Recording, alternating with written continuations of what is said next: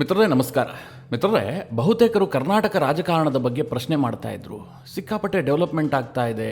ಡಿ.ಕೆ. ಶಿವಕುಮಾರ್ ದೆಹಲಿಗೆ ಹೋಗಿದ್ರು, ಸಿದ್ದರಾಮಯ್ಯನವರು ಕೂಡ ದೆಹಲಿಗೆ ಹೋಗಿದ್ರು.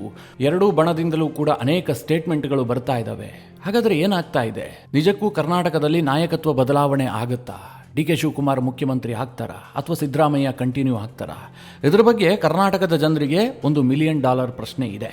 ಈ ಬಗ್ಗೆ ಸಾಕಷ್ಟು ಡೆವಲಪ್ಮೆಂಟ್ಗಳು ಕೂಡ ಆಗಿದ್ದಾವೆ. ಕಾಂಗ್ರೆಸ್ ಹೈಕಮಾಂಡ್ ವಲಯದಲ್ಲಿ ಒಂದು ಮಹತ್ವದ ತೀರ್ಮಾನವೂ ಕೂಡ ಆಗಿದೆ.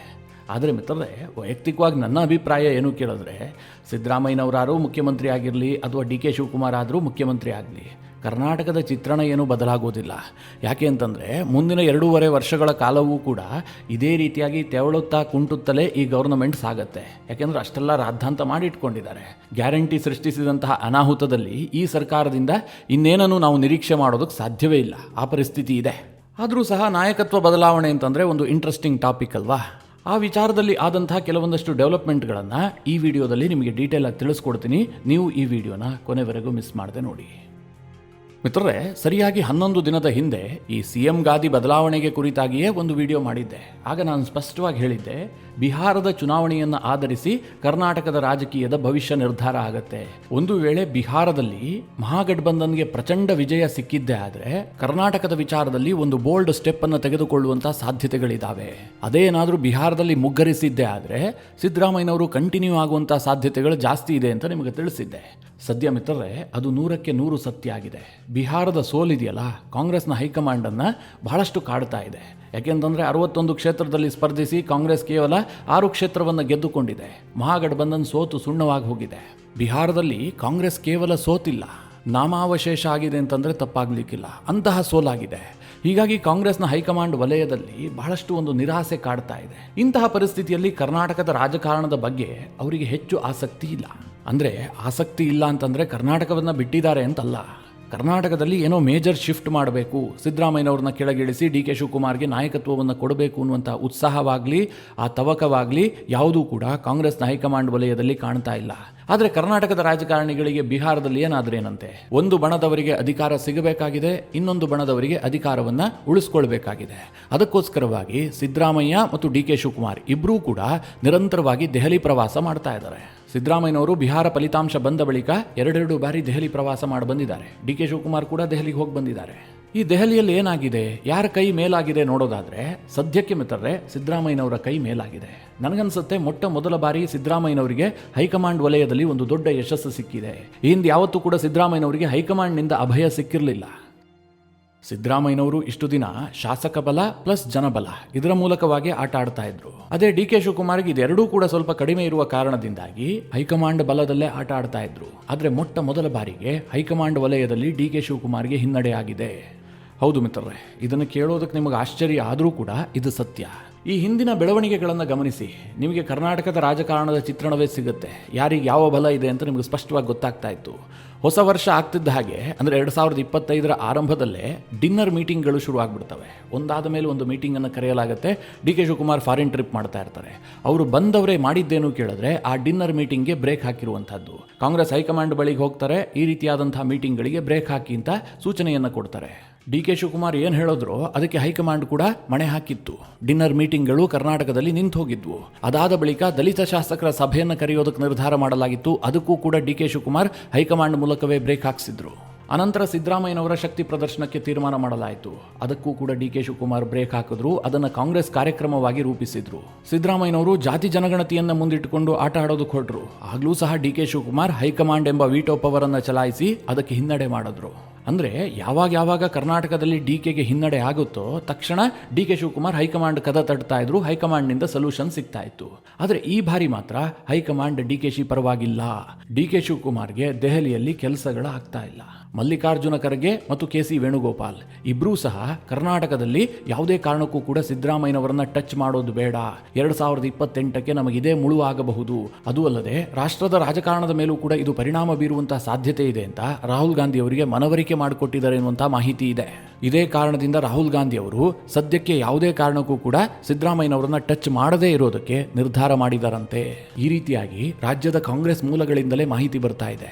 ಕೇವಲ ಮಾಹಿತಿ ಮಾತ್ರ ಅಲ್ಲ, ದೆಹಲಿಯಲ್ಲಿ ಆದಂತಹ ಬೆಳವಣಿಗೆಗಳನ್ನು ಗಮನಿಸಿ, ನಿಮಗೆ ಅರ್ಥ ಆಗತ್ತೆ. ಸಿದ್ದರಾಮಯ್ಯನವರು ಬಹಳ ಕ್ಯಾಲ್ಕುಲೇಟಿವ್ ಆಗಿ ಒಂದೊಂದೇ ಹೆಜ್ಜೆ ಇಡ್ತಾ ಇದ್ದಾರೆ. ಅದು ಅಂತಿಂಥ ಹೆಜ್ಜೆಯೂ ಕೂಡ ಅಲ್ಲ, ಬಹಳ ಜಾಣತನದ ಹೆಜ್ಜೆಯೇ. ನೀವೇ ಗಮನಿಸಿ, ಈ ಹಿಂದೆ ಕರ್ನಾಟಕದಲ್ಲಿ ಸಿದ್ದರಾಮಯ್ಯ ಮತ್ತು ಡಿ ಕೆ ಶಿವಕುಮಾರ್ ನಡುವೆ ಅಧಿಕಾರ ಹಂಚಿಕೆಯ ಒಪ್ಪಂದ ಆಗಿದೆ ಅನ್ನುವ ಅರ್ಥದಲ್ಲಿ ಡಿ ಕೆ ಶಿವಕುಮಾರ್ ಇಂಗ್ಲಿಷ್ ಸುದ್ದಿವಾಹಿನಿಗೆ ಕೊಟ್ಟಂತಹ ಒಂದು ಸಂದರ್ಶನದಲ್ಲಿ ಹೇಳಿಕೆಯನ್ನು ಕೊಟ್ಟು ಬಿಡ್ತಾರೆ. ಇದು ರಾಜ್ಯ ರಾಜಕಾರಣದಲ್ಲಿ ಸಂಚಲನವನ್ನೇ ಮೂಡಿಸುತ್ತೆ. ಆಗ ಸಿದ್ದರಾಮಯ್ಯನವರು ತಕ್ಷಣಕ್ಕೆ ಏನು ಕಾರ್ಡ್ ಪ್ಲೇ ಮಾಡ್ತಾರೆ ಗೊತ್ತಾ? ಕೆಪಿಸಿಸಿ ಅಧ್ಯಕ್ಷ ಗಾದಿ ಬದಲಾಗಬೇಕು, ಪಕ್ಷ ಸಂಘಟನೆಗೆ ಒತ್ತು ಕೊಡಬೇಕು ಅಂತ ಒಂದು ದಾಳವನ್ನು ಉರುಳಿಸ್ತಾರೆ. ಅದು ಕೂಡ ಸಿದ್ದರಾಮಯ್ಯನವರೇನು ನೇರವಾಗಿ ಹೇಳಿಕೆ ಕೊಟ್ಟಿದ್ದಲ್ಲ, ತನ್ನ ಬೆಂಬಲಿಗರ ಮೂಲಕವಾಗಿ ಆ ಆಕ್ಟಿವಿಟೀಸ್ ಅನ್ನು ಮಾಡಿಸೋದಕ್ಕೆ ಶುರು ಮಾಡ್ತಾರೆ. ಮೊದಲಿಗೆ ಸತೀಶ್ ಜಾರಕಿಹೊಳಿ ಹೇಳಿಕೆ ಕೊಡ್ತಾರೆ, ಅನಂತರದಲ್ಲಿ KN ರಾಜಣ್ಣ ಮಾತನಾಡ್ತಾರೆ. ಹೀಗೆ ಸಿದ್ದರಾಮಯ್ಯ ಬಣದ ಒಬ್ಬೊಬ್ಬರೇ ನಾಯಕರು ಮಾತನಾಡೋದಕ್ಕೆ ಶುರು ಮಾಡ್ತಾರೆ. ಅದು ಡಿ ಕೆ ಶಿವಕುಮಾರ್ ಮೇಲೆ ಏನು ಒತ್ತಡ ಕ್ರಿಯೇಟ್ ಮಾಡಿತು ಅಂತಂದರೆ, ನಾಯಕತ್ವ ಬದಲಾವಣೆ ಆಗಿರಲಿ, ತನ್ನ KPCC ಅಧ್ಯಕ್ಷ ಗಾದಿಯನ್ನು ಉಳಿಸ್ಕೊಳ್ಳೋದಕ್ಕೆ ಡಿ ಕೆ ಶಿವಕುಮಾರ್ ಹೈಕಮಾಂಡ್ ಬಳಿಯಲ್ಲಿ ಒದ್ದಾಟ ನಡೆಸುವಂತಹ ಪರಿಸ್ಥಿತಿ ನಿರ್ಮಾಣ ಆಗುತ್ತೆ. ಈಗಲೂ ಸಹ ಅಷ್ಟೇ ಮಿತ್ರರೇ, ನವೆಂಬರ್ನಲ್ಲಿ ಕ್ರಾಂತಿ ಆಗಿಯೇ ಆಗತ್ತೆ. ಕರ್ನಾಟಕ ರಾಜಕಾರಣದಲ್ಲಿ ಬದಲಾವಣೆಯ ಬಿರುಗಾಳಿ ಬೀಸ್ತಾ ಇದೆ ಎನ್ನುವಂಥ ಒಂದು ವಾತಾವರಣ ಸೃಷ್ಟಿಯಾಗ್ಬಿಟ್ಟಿತ್ತು. ಮಾಧ್ಯಮಗಳಲ್ಲಿ ನಿರಂತರವಾಗಿ ಚರ್ಚೆ ಆಗ್ತಾ ಇತ್ತು. ನಾಯಕರುಗಳು ದೆಹಲಿಯ ಪ್ರವಾಸ ಮೇಲಿಂದ ಮೇಲೆ ನಡೀತಾ ಇತ್ತು. ಇದೆಲ್ಲದರ ನಡುವೆ ಸಿದ್ದರಾಮಯ್ಯನವರು ಏನು ಮಾಡ್ತಾರೆ ಗೊತ್ತಾ? ಬಿಹಾರ ಚುನಾವಣೆ ಆಗ್ತಿದ್ದಂತೆ ದೆಹಲಿ ಪ್ರವಾಸ ಕೈಗೊಂಡು ಸಂಪುಟ ಪುನರ್ರಚನೆಯ ಪ್ರಸ್ತಾವನೆಯನ್ನ ಹೈಕಮಾಂಡ್ ಮುಂದಿಡುತ್ತಾರೆ. ಕೇವಲ ಪ್ರಸ್ತಾವನೆಯನ್ನ ಮುಂದಿಟ್ಟಿದ್ದು ಮಾತ್ರ ಅಲ್ಲ, ಬಹಿರಂಗವಾಗಿ ಸಿದ್ದರಾಮಯ್ಯನವರು ಆ ಬಗ್ಗೆ ಹೇಳಿಕೆಯನ್ನು ಕೂಡ ಕೊಡ್ತಾರೆ. ಸಾಮಾನ್ಯವಾಗಿ ನೀವು ಯೋಚನೆ ಮಾಡಿ, ಈ ಕ್ಯಾಬಿನೆಟ್ ರಿಷಫಲ್ ಇರಬಹುದು, ಕ್ಯಾಬಿನೆಟ್ ವಿಸ್ತರಣೆ ಇರಬಹುದು, ಇದೆಲ್ಲ ಆಗುವಂತಹ ಸಂದರ್ಭದಲ್ಲಿ ಬಹಳ ಗೌಪ್ಯತೆಯನ್ನು ಕಾಪಾಡಿಕೊಳ್ಳಲಾಗಿರುತ್ತೆ. ಯಾವುದೇ ಮುಖ್ಯಮಂತ್ರಿ ಆಗಲಿ, ಯಾವುದೇ ನಾಯಕರಾಗಲಿ ಓಪನ್ ಆಗಿ ಸ್ಟೇಟ್ಮೆಂಟ್ ಕೊಡೋದಿಲ್ಲ. ಸಾಮಾನ್ಯವಾಗಿ ರಾಷ್ಟ್ರೀಯ ಪಕ್ಷದಲ್ಲಿ ಏನಾಗುತ್ತೆ ಕೇಳಿದ್ರೆ, ನಮ್ಮ ಹೈಕಮಾಂಡ್ ತೀರ್ಮಾನ ಮಾಡುತ್ತೆ, ಎಲ್ಲೋದನ್ನು ಕೂಡ ಹೈಕಮಾಂಡ್ಗೆ ತಿಳಿಸಿದ್ದೀವಿ, ಅಲ್ಲಿಂದ ಬರಬೇಕು, ಈ ರೀತಿಯ ದಾಟಿಯಲ್ಲೇ ತೇಲಿಸಿ ಮಾತನಾಡ್ತಾ ಇರ್ತಾರೆ. ಆದರೆ ಸಿದ್ದರಾಮಯ್ಯನವರು ದೆಹಲಿ ಪ್ರವಾಸ ಕೈಗೊಂಡಂತಹ ಸಂದರ್ಭದಲ್ಲಿ ಓಪನ್ ಆಗಿ ಸ್ಟೇಟ್ಮೆಂಟ್ ಕೊಡ್ತಾರೆ. ಕ್ಯಾಬಿನೆಟ್ ರಿಷಫಲ್ ಬಗ್ಗೆ ನಾನು ಈಗಾಗಲೇ ಚರ್ಚೆ ಮಾಡಿದ್ದೀನಿ, ಖರ್ಗೆ ಅವ್ರ ಜೊತೆಗೂ ಚರ್ಚೆ ಆಗಿದೆ, ರಾಹುಲ್ ಗಾಂಧಿ ಅವ್ರ ಜೊತೆಗೂ ಚರ್ಚೆ ಆಗಿದೆ ಅಂತ. ಇದರ ನಡುವೆ ಸಿದ್ದರಾಮಯ್ಯನವರ ಬೆಂಬಲಿಗ ಶಾಸಕರು ಮತ್ತು ಸಚಿವರು ಕ್ಯಾಬಿನೆಟ್ ರಿಷಫಲ್ಗೆ ರಾಹುಲ್ ಗಾಂಧಿ ಒಪ್ಕೊಂಡ್ಬಿಟ್ರು ಅನ್ನುವಂಥ ಸುದ್ದಿಯನ್ನು ಕೂಡ ಹರಿಬಿಟ್ಟು ಬಿಡ್ತಾರೆ. ಇದು ಡಿ ಕೆ ಶಿವಕುಮಾರ್ ಪಾಳೆಯದಲ್ಲಿ ಬಿರುಗಾಳಿಯನ್ನೇ ಎಬ್ಬಿಸಿದೆ. ಅಂದರೆ ಸಿದ್ದರಾಮಯ್ಯನವರು ಎಲ್ಲ ಕಡೆಯಲ್ಲೂ ಕೂಡ ಡಿ ಕೆ ಶಿವಕುಮಾರ್ ಅವರನ್ನು ಲಾಕ್ ಮಾಡಿದ್ದಾರೆ. ಯಾಕೆ ಅಂತ ನಾನೇನು ನಿಮ್ಗೆ ಬಿಡಿಸಿ ಹೇಳಬೇಕಾ? ಒಮ್ಮೆ ಕ್ಯಾಬಿನೆಟ್ ರಿಷಫಲ್ ಆಯಿತು, ಹೈಕಮಾಂಡ್ ಒಪ್ಪಿಗೆ ಕೊಡ್ತು ಅಂತಂದರೆ ಸರ್ಕಾರ ಸೇಫ್ ಆಯಿತು ಅಂತಲೇ ಅರ್ಥ. ಸಿದ್ದರಾಮಯ್ಯನವರು ಸದ್ಯಕ್ಕಂತೂ ಬದಲಾಗೋದಕ್ಕೆ ಸಾಧ್ಯವೇ ಇಲ್ಲ. ಇವತ್ತು ಹೊಸ ಮಂತ್ರಿಮಂಡಲವನ್ನು ರಚನೆ ಮಾಡಿಬಿಟ್ಟು ಇನ್ನೊಂದು 15 ದಿನದಲ್ಲಿ ಸಿದ್ದರಾಮಯ್ಯನವರಿಂದ ರಾಜೀನಾಮೆಯನ್ನು ಪಡೆಯೋದಕ್ಕೆ ಸಾಧ್ಯ ಇಲ್ಲ. ಯಾಕೆ ಕೇಳಿದ್ರೆ, ಸಿದ್ದರಾಮಯ್ಯನವರು ರಾಜೀನಾಮೆ ಕೊಟ್ಟರು ಅಂದರೆ, ಮುಖ್ಯಮಂತ್ರಿ ರಾಜೀನಾಮೆ ಕೊಟ್ಟರು ಅಂತಂದರೆ ಇಡೀ ಕ್ಯಾಬಿನೆಟ್ಟೇ ಅಸ್ತಿತ್ವವನ್ನು ಕಳೆದುಕೊಳ್ಳುತ್ತೆ. ಮತ್ತೆ ಹೊಸದಾಗಿ ಕ್ಯಾಬಿನೆಟ್ ರಚನೆ ಆಗಬೇಕು. ಹೀಗಾಗಿ ಮೊದಲು ಕ್ಯಾಬಿನೆಟ್ ಅನ್ನು ವಿಸ್ತರಣೆ ಮಾಡಿಬಿಟ್ಟು ನಂತರ ಮುಖ್ಯಮಂತ್ರಿಯಿಂದ ಯಾರೂ ಕೂಡ ರಾಜೀನಾಮೆಯನ್ನು ಪಡೆದುಕೊಳ್ಳೋದಿಲ್ಲ. ಇದೇ ಕಾರಣದಿಂದ ಸಿದ್ದರಾಮಯ್ಯನವರು ಏನು ಆಟ ಆಡ್ತಾ ಇದ್ದಾರೆ ಅಂತಂದ್ರೆ, ಕಾಂಗ್ರೆಸ್ ಹೈಕಮಾಂಡ್ ಮುಂದೆ ಕ್ಯಾಬಿನೆಟ್ ವಿಸ್ತರಣೆಯ ದಾಳವನ್ನು ಉರುಳಿಸಿದ್ದಾರೆ. ಇಲ್ಲಿ ಸಿದ್ದರಾಮಯ್ಯನವರು ಒಂದೇ ಕಲ್ಲಿಗೆ ಅನೇಕ ಹಕ್ಕಿಗಳನ್ನು ಹೊಡೆಯುವಂತಹ ಪ್ರಯತ್ನ ಮಾಡ್ತಾ ಇದ್ದಾರೆ. ಮೊದಲನೇದಾಗಿ ಕ್ಯಾಬಿನೆಟ್ ವಿಸ್ತರಣೆಗೆ ಹೈಕಮಾಂಡ್ ಒಪ್ಪಿಗೆಯನ್ನು ಕೊಡ್ತು ಅಂತಂದರೆ ನನ್ನ ನಾಯಕತ್ವಕ್ಕೆ ಅಧಿಕೃತ ಮುದ್ರೆಯನ್ನು ಒತ್ತಿತು ಅಂತಲೇ ಅರ್ಥ. ಸಿದ್ದರಾಮಯ್ಯನವರನ್ನ ಬದಲು ಮಾಡೋದಕ್ಕೆ ಕೇಂದ್ರ ಹೈಕಮಾಂಡ್ ಮುಂದಾಗೋದಿಲ್ಲ ಅಂತ ಒಂದು ಸಂದೇಶ ಪಾಸ್ ಆಗಿಬಿಡುತ್ತೆ. ರಾಜ್ಯದಲ್ಲಿ ಈ ಮುಖ್ಯಮಂತ್ರಿ ಬದಲಾವಣೆ, ನವೆಂಬರ್ ಕ್ರಾಂತಿ, ಡಿಸೆಂಬರ್ ಕ್ರಾಂತಿ, ಈ ಎಲ್ಲ ಚರ್ಚೆಗಳಿಗೂ ಕೂಡ ಟೋಟಲಿ ಬ್ರೇಕ್ ಬಿದ್ದು ಬಿಡುತ್ತೆ. ಅದನ್ನು ಮಾಡಬೇಕು ಅಂತಲೇ ಸಿದ್ದರಾಮಯ್ಯನವರು ಪ್ರಯತ್ನ ಮಾಡ್ತಿರೋದು. ಎರಡನೇದಾಗಿ ಹೈಕಮಾಂಡ್ಗೆ ಏನು ಸಂದೇಶ ಕೊಟ್ಟಿದ್ದಾರೆ ಅಂತಂದರೆ, ನಾನು ಅಧಿಕಾರವನ್ನು ತ್ಯಾಗ ಮಾಡೋದಕ್ಕೆ ಸಿದ್ಧ ಇಲ್ಲ, ನಾನು ಮುಖ್ಯಮಂತ್ರಿಯಾಗಿ ಕಂಟಿನ್ಯೂ ಆಗ್ತೀನಿ. ಇದನ್ನು ಏನು ನೇರವಾಗಿ ರಾಹುಲ್ ಗಾಂಧಿ ಹೋಗಿ ಹೇಳೋದಕ್ಕೆ ಸಾಧ್ಯ ಇಲ್ಲ ಅಲ್ವಾ? ಅದಕ್ಕೋಸ್ಕರವಾಗಿ ಸಿದ್ದರಾಮಯ್ಯನವರು ಕ್ಯಾಬಿನೆಟ್ ರಿಷಫಲ್ನ ಪ್ರಸ್ತಾವನೆಯನ್ನು ತೆಗೆದುಕೊಂಡು ಹೋಗಿದ್ದಾರೆ. ಇದು ಕಾಂಗ್ರೆಸ್ ಹೈಕಮಾಂಡ್ಗೆ ಕ್ಲಿಯರ್ ಆಗಿ ಅರ್ಥ ಆಗುತ್ತೆ. ಸಿದ್ದರಾಮಯ್ಯನವರು ಕ್ಯಾಬಿನೆಟ್ ರಿಷಫಲ್ಗೆ ಮನಸ್ಸು ಮಾಡಿದ್ದಾರೆ ಅಂತಂದರೆ ಅವರು ರಾಜೀನಾಮೆ ಕೊಡೋದಕ್ಕೆ ಸಿದ್ಧ ಇಲ್ಲ, ಅವರು ಮುಖ್ಯಮಂತ್ರಿಯಾಗಿ ಕಂಟಿನ್ಯೂ ಆಗೋದಕ್ಕೆ ಬಯಸ್ತಾ ಇದ್ದಾರೆ. ಈ ಸಂದೇಶವನ್ನು ಕೂಡ ಹೈಕಮಾಂಡ್ಗೆ ಈ ಮೂಲಕವಾಗಿ ಕೊಟ್ಟಿದ್ದಾರೆ.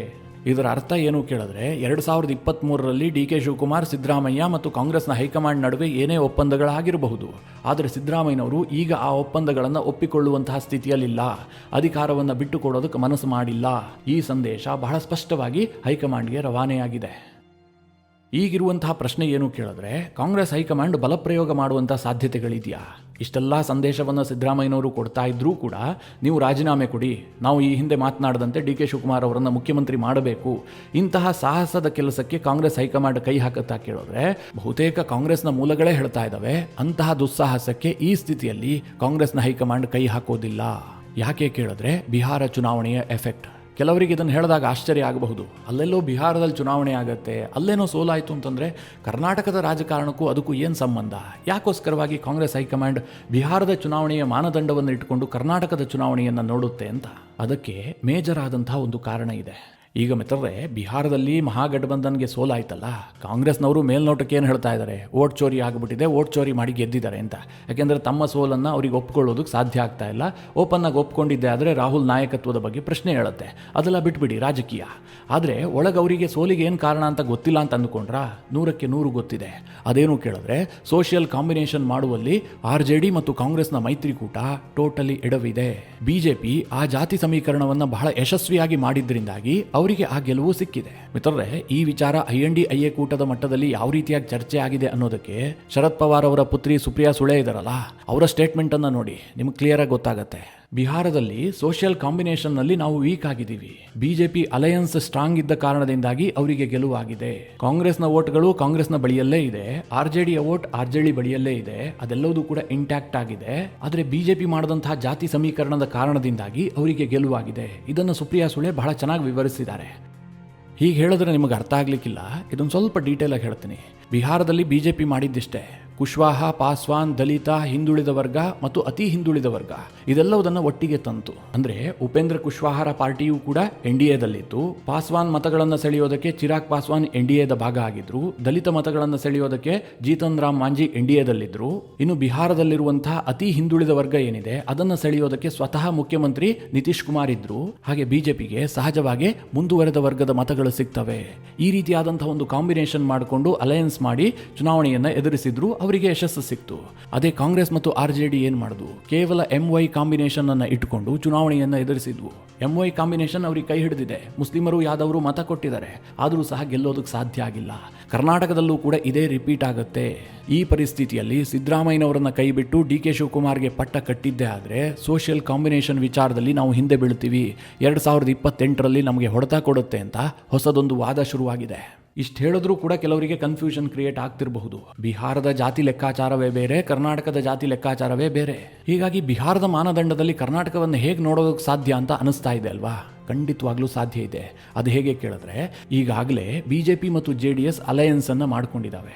ನೀವು 2023ರ ಕರ್ನಾಟಕ ವಿಧಾನಸಭಾ ಚುನಾವಣೆಯನ್ನೇ ಆಧಾರವಾಗಿಟ್ಟುಕೊಂಡು ನೋಡಿದ್ರೂ ಕೂಡ ಬಿಜೆಪಿ ಮತ್ತು JDS ಅಂದೇ ಒಂದಾಗಿ ಚುನಾವಣೆಯನ್ನು ಎದುರಿಸಿದ್ದೇ ಆಗಿದ್ರೆ ಕರ್ನಾಟಕದಲ್ಲಿ ಅವರು 100+ ಸೀಟ್ಗಳನ್ನು ತೆಗೆದುಕೊಳ್ತಾ ಇದ್ರು. ಕಾಂಗ್ರೆಸ್ಗೆ ಇಷ್ಟೊಂದು ಬಹುಮತ ಬರ್ತಾ ಇರಲಿಲ್ಲ, ಅಥವಾ ಬಹುಮತಕ್ಕೆ ಶಾರ್ಟೇಜ್ ಆಗ್ತಾ ಇತ್ತು. ಕಾರಣ ಇಷ್ಟೇ, ಸೋಷಿಯಲ್ ಕಾಂಬಿನೇಷನ್. ಒಂದು ಕಡೆ ಲಿಂಗಾಯತ ಮತ, ಇನ್ನೊಂದು ಕಡೆ ಒಕ್ಕಲಿಗ ಮತ. ಇವತ್ತಿಗೂ ಕೂಡ ಕುಮಾರಸ್ವಾಮಿ ಅವರು ತನ್ನ ಬಳಿಯಲ್ಲಿ ಒಕ್ಕಲಿಗ ಮತವನ್ನು ಹಿಡಿದಿಟ್ಟುಕೊಂಡಿದ್ದಾರೆ. ಕಂಪ್ಲೀಟ್ ಆಗಿ ಒಕ್ಕಲಿಗ ಮತ DK ಶಿವಕುಮಾರ್ ಬಳಿಯಲ್ಲಿ ಇಲ್ಲ. ಹೀಗಿರುವಾಗ 2028ರಲ್ಲಿ DK ಶಿವಕುಮಾರ್ ನೇತೃತ್ವದಲ್ಲಿ ಹೋಗಿದ್ದೆ ಆದರೆ ಒಕ್ಕಲಿಗ ಮತಗಳು ಕಂಪ್ಲೀಟ್ ಆಗಿ ಅಂದರೆ ಸಾಲಿಡ್ ಆಗಿ ಕಾಂಗ್ರೆಸ್ಗೆ ಬರುತ್ತೆ ಅನ್ನುವಂಥ ಯಾವುದೇ ಲಕ್ಷಣಗಳಿಲ್ಲ. ಹಳೆ ಮೈಸೂರು ಭಾಗದಲ್ಲಿ JDS ಸಾಕಷ್ಟು ಸೀಟ್ಗಳನ್ನು ತೆಗೆದುಕೊಳ್ಳುತ್ತೆ. ಅಲ್ಲಿ ಬಿಜೆಪಿ ವೋಟ್ ಶೇರ್ ಮತ್ತು JDSನ ವೋಟ್ ಶೇರ್ ಒಂದಾಗಿದ್ದೆ ಆದರೆ ಕಾಂಗ್ರೆಸ್ಗೆ ಕೆಲ ಕ್ಷೇತ್ರಗಳಲ್ಲಿ ಜಯ ಸಿಗೋದಿಲ್ಲ. ಹೀಗಿರುವಂತಹ ಸಂದರ್ಭದಲ್ಲಿ 2028ರಲ್ಲೂ ಕಾಂಗ್ರೆಸ್ ಮತ್ತೆ ಅಧಿಕಾರಕ್ಕೆ ಬರಬೇಕು ಅಂತಾದರೆ, ಅಂತಹ ಕನಸುಗಳನ್ನು ಜೀವಂತವಾಗಿ ಇಟ್ಕೊಳ್ಬೇಕು ಅಂತಾದರೆ ಅಹಿಂದ ಮತ ಕಾಂಗ್ರೆಸ್ನ ಬಳಿಯಲ್ಲೇ ಇರಬೇಕು. ಅಹಿಂದ ಮತ ಉಳ್ಕೊಳ್ಬೇಕು ಅಂತಂದರೆ ಸಿದ್ದರಾಮಯ್ಯನವರೇ ಕಂಟಿನ್ಯೂ ಆಗಬೇಕು. 2028ರವರೆಗೂ ಕೂಡ ಸಿದ್ದರಾಮಯ್ಯನವರನ್ನ ಟಚ್ ಮಾಡಬಾರ್ದು. ಆಗ ಮಾತ್ರ ಆ ಮತಗಳು ಇಂಟ್ಯಾಕ್ಟ್ ಆಗಿ ಕಾಂಗ್ರೆಸ್ ಬಳಿಯಲ್ಲಿ ಉಳಿದುಕೊಳ್ಳುತ್ತೆ. ಬಿಹಾರದ ಚುನಾವಣೆಯ ಬಳಿಕ ಈ ಲೆಕ್ಕಾಚಾರವನ್ನು ಕಾಂಗ್ರೆಸ್ನ ಹೈಕಮಾಂಡ್ಗೆ ರಾಜ್ಯದ ಕೆಲ ನಾಯಕರೇ ಮನದಟ್ಟು ಮಾಡಿಕೊಟ್ಟಿದ್ದಾರಂತೆ. ಹೀಗಾಗಿ ಕಾಂಗ್ರೆಸ್ನ ಹೈಕಮಾಂಡ್ ಕೂಡ DK ಶಿವಕುಮಾರ್ ಅವರಿಗೆ ಸದ್ಯಕ್ಕೆ ಸಮಾಧಾನ ಮಾಡಿ 2028ರ ಮುಲಾಮನ್ನು ಹಚ್ಚಿ, ಅಂದ್ರೆ 28ರವರೆಗೂ ಕೂಡ ಸ್ಟೇಟಸ್ ಕೋ ಮೇಂಟೈನ್ ಮಾಡೋದಕ್ಕೆ ಕಾಂಗ್ರೆಸ್ ಹೈಕಮಾಂಡ್ ಮನಸ್ಸು ಮಾಡಿದೆ.